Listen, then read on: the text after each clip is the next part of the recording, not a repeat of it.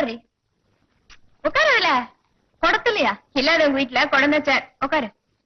என்னப்பா எப்ப பார்த்தாலும் படிச்சுட்டே இருக்கீங்க? அம்மா, படைக்கிறது பகவானுடைய வேலை, பட்ஜெட் போடுறது மந்திரியோட வேலை, படிக்கிறது என்னுடைய வேலை.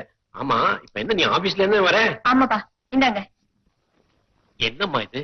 கவர்மெண்ட் அடிச்ச நல்ல நோட்டு, இந்தாங்க செலவுக்கு வச்சுக்கோங்க. ஏம்மா, நீ இப்படி பணம் கொண்டு கொடுக்குறியா? உங்க மாமியார் தெரிஞ்சா அவனை திட்ட மாட்டாங்க?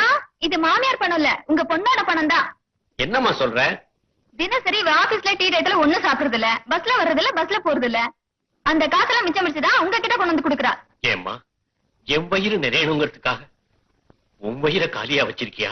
உங்க பொண்ணு வயிறு ஒன்னும் காலியா இல்ல, அவ உண்டா இருக்கா.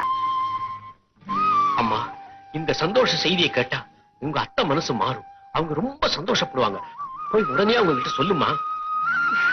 அப்பா, பீடி கட்டுல ஊதுபத்தி வாசனை வராது, சந்தைக்கடையில குன்னக்குடியோட வயலினோ எடுபடாது.